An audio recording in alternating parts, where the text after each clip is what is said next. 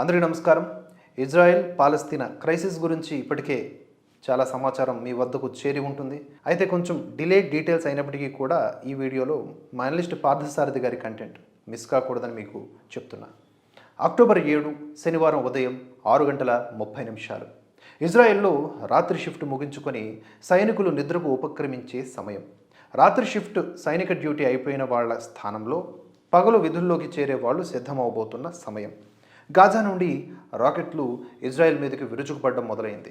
ఆకాశంలో రాకెట్లు కనబడగానే వెంటనే ఇజ్రాయెల్లో సైరన్లు మోగడం మొదలైంది. సాధారణ పౌరులు, అప్పుడే సైనిక పోస్టులలో విధుల్లోకి చేరబోతున్న వాళ్ళు హడావుడిగా పరిగెత్తడం మొదలైంది. Operation ఆక్సా flood. హమాస్ ఇజ్రాయెల్ మీద దాడికి పెట్టినటువంటి పేరు ఇది.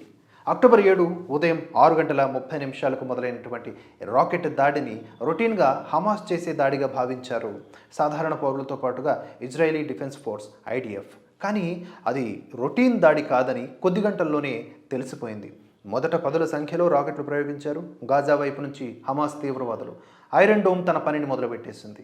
కానీ నిమిషాలు గడిచే కొద్దీ పదులు కాస్త వందల సంఖ్యను చేరుకుంది. ఐరన్ డోమ్ మీద ఒత్తిడి పెరిగింది. ఐరన్ డోమ్ ఒక్కో సిస్టమ్ 4x4 లేదా 6x6 మిసైల్ లాంచర్స్ ఉంటాయి. మిసైల్స్ ఖాళీ అయిపోయాక మళ్ళీ లాంచర్స్లోకి కొత్త మిసైళ్లని లోడ్ చేయడానికి 10 నిమిషాలు పడుతుంది. ఈ 10 నిమిషాల సమయంలో వందల కొద్ది రాకెట్లు ఇజ్రాయెల్లోని జనావాసాల మీద పడ్డాయి. హమాస్ రాకెట్ దాడి మొదలైన గంటలోపే ఇజ్రాయెల్ ప్రధాని ఎమర్జెన్సీ ప్రకటిస్తూ హమాస్ మీద యుద్ధం ప్రకటించడం మనం చూసాం. కానీ అప్పటికే సమయం మించిపోయింది. ఎయిర్ అలర్ట్ ప్రకటన వెలువడిన కొద్దిసేపటికే అర్థమైంది ఐడిఎఫ్కి తమ సరిహద్దు పోస్టులను ధ్వంసం చేసి హమాస్ తీవ్రవాదులు ఇజ్రాయెల్ పట్టణాల్లోకి ప్రవేశించారు అని. చాలా ఆర్గనైజ్డ్గా దాడి చేసేందుకు సన్నాహాలు చేసుకున్నారు హమాస్ ఉగ్రవాదులు. మొదట భారీ సంఖ్యలో రాకెట్లను ప్రయోగించి ఐరన్ డోమ్ని పనికిరాకుండా చేశారు. హమాస్ ఈ విధంగా రాకెట్ దాడి చేసినప్పుడల్లా కూడా ఐడిఎఫ్ సురక్షిత షెల్టర్లలోకి వెళ్తారు. దీన్ని అడ్వాంటేజ్గా తీసుకుని హమాస్ ఒక్క గంటలోనే 2500 రాకెట్లని ప్రయోగించారు. ఐడిఎఫ్ సైనికులు షెల్టర్లకే పరిమితమయ్యారు. ఈ 1 గంట సమయాన్ని వృధా చేయలేదు హమాస్. భూగర్భ సొరంగాల ద్వారా కొందరు, మైదాన ప్రాంతాల ద్వారా కొందరు ఇలా ఇజ్రాయేలీ సైనిక పోస్టుల మీద మెరుపు దాడి చేసి ఇజ్రాయిల్లోకి ప్రవేశించారు. అదే సమయంలో సముద్రంలో అడుగున ప్రయాణిస్తూ మరికొంతమంది ఇజ్రాయెల్లోకి ప్రవేశించారు. గాజాలో ఎత్తైన ప్రదేశాల నుంచి హ్యాండ్ గ్లైడ్స్ ద్వారా గాల్లో ఎగురుతూ ఇజ్రాయెల్లోకి ప్రవేశించి మరికొంతమంది చేరిపోయారు. ఇజ్రాయెల్లో ఒక నిబంధన ఉంది, దాన్ని అందరూ పాటించాలి. అది హమాస్ రాకెట్ దాడి మొదలు పెట్టగానే పౌరులు తమ అపార్ట్మెంట్స్, ఇండిపెండెంట్ ఇళ్లలో ఉండేటటువంటి సురక్షిత గదుల్లోకి వెళ్ళిపోవాలి. సైరన్లు మోగటం మొదలైన వెంటనే అందరూ విధిగా దాన్ని పాటిస్తారు. ఒకవేళ ఎవరైనా కూడా ఆ సమయంలో రోడ్డు మీద ఉంటే దగ్గరలో ఉన్నటువంటి ఇంట్లో ఆశ్రయం తీసుకోవచ్చు. సదరు ఇంటి యజమాని కూడా అభ్యంతరం చెప్పరు. ఈ నిబంధన వలన అందరూ కూడా ఇళ్లలో ఉండగానే హమాస్ తీవ్రవాదులు పట్టణాల్లోకి ప్రవేశించినా కూడా ఎవరికి తెలియలేదు. ఇజ్రాయెల్లోకి ప్రవేశించగానే హమాస్ తీవ్రవాదులు మొదట సైనిక బేస్లోకి వెళ్ళిపోయి తమ వద్ద ఉన్నటువంటి AK-47లను అక్కడ వదిలేసి ఇజ్రాయెల్ సైనికులు వాడేటటువంటి M16 అసాల్ట్ రైఫిల్స్ని తీసుకున్నారు. అదే బేస్లో అండర్ గ్రౌండ్ షెల్టర్లో ఐడిఎఫ్ సైనికులు ఉన్నారు. కానీ పైన బేస్లోకి హమాస్ తీవ్రవాదులు ప్రవేశించినట్టు తెలియదు. M16 అసాల్ట్ రైఫిల్స్ చేతుల్లోకి రాగానే మిలిటరీ బేస్ నుంచి బయటకు వచ్చి ఇళ్లల్లోకి చొరబడి విచక్షణారహితంగా కాల్పులు జరపడం మొదలుపెట్టారు ఉగ్రవాదులు, హమాస్ ఉగ్రవాదులు.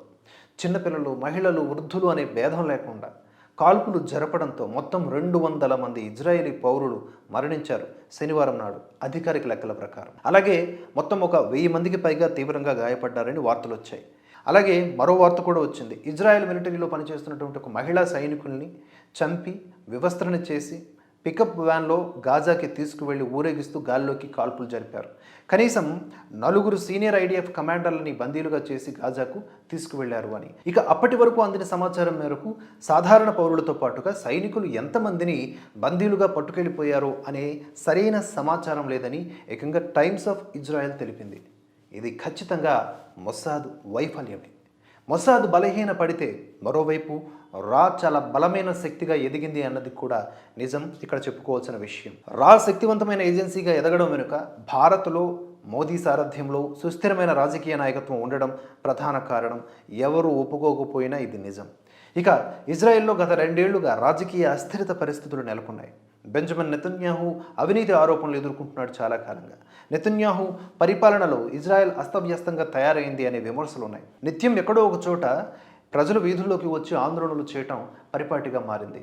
1960 నుండి సమాచారం కోసం సిఐఏ మొసాద్ మీద ఎక్కువగా ఆధారపడేది. 2014 నుంచి సిఐఏ మొసాద్ల మధ్య సమన్వయ లోపం పెరుగుతూ వచ్చింది. పాలస్తీనా విషయంలో ప్రస్తుత జో బిడెన్ యంత్రాంగం మొత్తం కూడా చైనా కమ్యూనిస్టు పార్టీకి సంబంధించినటువంటి ప్రభావవంతులే ఎక్కువగా ఉండటం వలన ఇజ్రాయెల్కు అనుకూల వాతావరణం లేదు. కాబట్టి ఇజ్రాయెల్ పాలస్తీనా సమస్య గురించి సిఐఏని దూరంగా ఉండాలని ఆదేశాలు ఉండటం వలన గాజాలో ఏం జరుగుతుందో అప్డేట్స్ లేవు. ఇక గడిచిన హమాస్ దాడి వెనుక ఇరాన్ ఉన్నది అన్నది కూడా నిజం.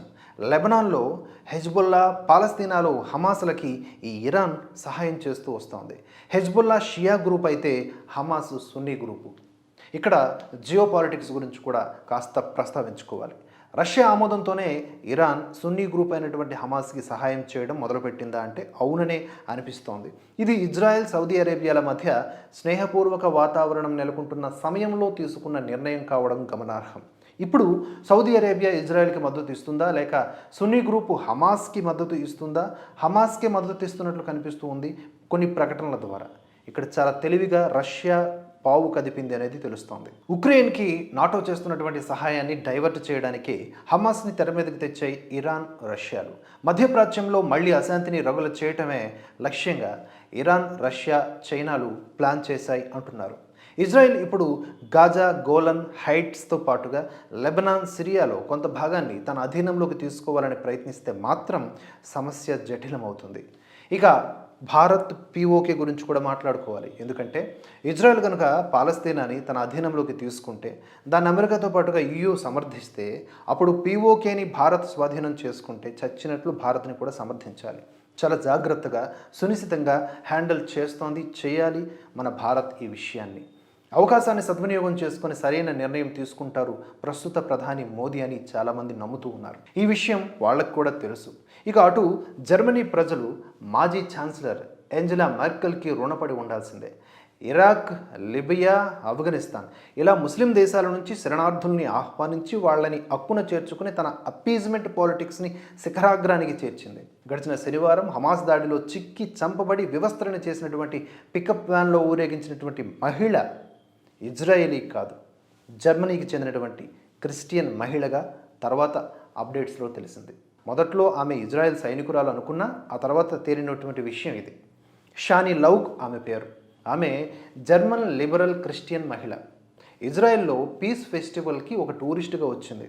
కానీ హమాస్ ఉగ్రమూకకి చిక్కి మానభంగానికి గురై తరువాత ఎముకలు విరిచేయబడి హత్య చేయబడింది. ఆమె యూదు మహిళ కాదు. క్రిస్టియన్ పీస్ ఫెస్టివల్ కని జర్మనీ నుంచి ఇజ్రాయెల్ వచ్చింది. పీస్ ఫెస్టివల్ తన పాలిట హింస ఫెస్టివల్ అవుతుందని తెలియక ఇజ్రాయెల్ వచ్చి దారుణంగా మరణించింది. దీని గురించి సోకాల్డ్ ఒక్క మీడియా అయినా మాట్లాడుతుందా? హ్యాష్ట్యాగ్లు పెడతారు కదా, జస్టిస్ ఫర్ డాష్ డాష్ అని. దీని గురించి ఎందుకు మాట్లాడరు అంటే ఇక్కడ కూడా అపీజ్మెంట్ పాలిటిక్స్ నడుస్తూ ఉన్నాయి. కాబట్టి ఇలాంటి సున్నితమైన విషయాల పట్ల మనం జాగ్రత్తగా అవగాహనలో ఉండకపోతే వాళ్ళు మనల్ని ఏమార్చేస్తారు.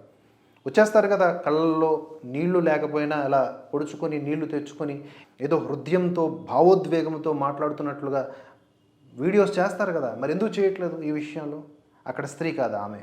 సో ఇవన్నీ కూడా మనం అబ్జర్వ్ చేయాలి. ఇక ఈ షానీ లౌక్ అనే మహిళ యొక్క నగ్నదేహాన్ని ఊరేగిస్తున్నటువంటి వీడియోని చూసినటువంటి ఆమె తల్లి ఇజ్రాయెల్లోని పీస్ ఫెస్టివల్ నిర్వాహకులకి ఫోన్ చేస్తే అవి స్విచ్ ఆఫ్ చేసి ఉన్నాయని తెలిపింది. అలాగే షానీ లౌక్ ఎక్కువగా విదేశీ ప్రయాణాలు చేస్తుందని ఆ తల్లి చెప్పుకొస్తోంది. గతంలో షానీ లౌక్ భారత్లో పర్యటించినప్పుడు అందరూ భయపెట్టారు, భారత్లో మహిళలకు భద్రత ఉండదని, అందుకనే భారత్కి టూరిస్ట్గా వెళ్ళవద్దని వారించాను. కానీ భారత్కి వెళ్ళి క్షేమంగానే జర్మనీ తిరిగి వచ్చింది, కానీ ఇజ్రాయెల్లో దారుణ పరిస్థితుల్లో మరణించింది అని ఆవేదన వ్యక్తం చేసింది. ఇజ్రాయెల్లో షానీ లౌక్ మృతదేహాన్ని ఊరేగింపుగా గాజా తీసుకువెళ్తున్నటువంటి దృశ్యాన్ని చూసి జర్మనీలో ఉంటున్నటువంటి పాలస్తీనా శరణార్థులు వీధుల్లోకి వచ్చి స్వీట్లు పంచుకున్నారంటే అర్థం చేసుకోండి సిచ్యువేషన్. హత్య చేయబడ్డ షానీ లౌక్ తమకి ఆశ్రయం ఇచ్చినటువంటి జర్మన్ పౌరురాలు అని తెలిసి కూడా స్వీట్లు పంచారు అంటే వీళ్ళకి ఎలాంటి కృతజ్ఞత ఉండదు అని మరోసారి రుజువైనట్లే కదా. అటు పాలస్తీనాకు మద్దతుగా మన దేశపు కాంగ్రెస్ పార్టీ ఒక తీర్మానం చేసింది. ఈ పార్టీ సంతుష్టీకరణ రాజకీయాలకు ఇది పరాకాష్ట కాదా? అక్కడ హమాస్ ఉగ్రవాదులు చిన్నపిల్లల్ని చంపుతున్నారు, ఆడవాళ్ళని చంపుతున్నారు, మానభంగాలు చేస్తున్నారు, వీడియో ప్రూఫ్స్ ఉన్నాయి, ఆడియో ప్రూఫ్స్ ఉన్నాయి, ఫొటోస్ ఉన్నాయి. ఇన్నింటి నడుమ వీళ్ళు దేనికోసం అపీజ్మెంట్ పాలిటిక్స్ కావా ఇవి? వీళ్ళు ఇప్పుడు పాలస్తీనాకి మద్దతుగా తీర్మానం చేసినట్లుగా తాజాగా మనకు అందుతున్నటువంటి సమాచారం. ఈ హమాస్ ఉగ్రవాదులు పలు దేశానికి సంబంధించినటువంటి పౌరుల్ని కూడా బంధించారు. కాంగ్రెస్ వాళ్ళకి ఈ విషయాలు తెలియవా? భారతదేశానికి సంబంధించిన పౌరులు కూడా ఇప్పుడు బందీలుగా ఉన్నారు అక్కడ. నేపాల్కి సంబంధించిన హిందువులు చాలామంది బందీలుగా ఉన్నారు. వాళ్ళని చంపేశారు దారుణంగా అని కూడా వార్తలు వస్తూ ఉన్నాయి. తాజా లెక్కల ప్రకారం మృతుల సంఖ్య వేలల్లో ఉంది, వందల్లో కూడా కాదు. అటు అమెరికా ఇజ్రాయెల్కి మద్దతుగా ఆయుధాలు పంపిస్తోంది. భారత్ ఇజ్రాయెల్కి సంఘీభావం ప్రకటించింది. ఇమీడియట్గా మనం చూసాం. ఇదంతా చూస్తూ ఉంటే మూడో ప్రపంచ యుద్ధానికి ఇది దారి తీయదు కదా అనే ఆందోళన కూడా నెలకొని ఉంది. ఇన్నింటి నడుమ కాంగ్రెస్ పార్టీ ఇలాంటి విషయాల్లో ఒక సంతుష్టీకరణ రాజకీయాలు చేయడం చూస్తూ ఉంటే దాన్ని అభ్యంతరం వ్యక్తం చేయకుండా ఉండలేము మేము. ఇలా చేయడం వల్ల మేము బీజేపీకి ప్రోగా కనిపించడం అనేది గ్రహచర్యం కానే కాదు. దేశానికి అనుకూలంగా లేని ఏ పార్టీ అయినా సరే విమర్శించబడుతుంది, ఎండగట్టబడుతుంది. సో జస్టిస్ ఫర్ ఇజ్రాయిల్ అనేదే మనం పిలుపునిచ్చినటువంటి హ్యాష్ ట్యాగ్. భారత ప్రధాని లేదా భారత ప్రభుత్వం ఇజ్రాయెల్కే మద్దతుగా నిలిచినట్లుగా అధికారిక ప్రకటనల ద్వారా తెలుస్తుంది. కాబట్టి మనం కూడా భారత ప్రభుత్వం చెప్పినట్లు నడుచుకోవాల్సిన అవసరం ఉంది. అందరికీ ధన్యవాదాలు. దీనికి సంబంధించినటువంటి విశ్లేషణలు, కథనాలు మన ఛానల్లో నిరంతరం వస్తూ ఉంటాయి. జై హింద్, జై భారత్.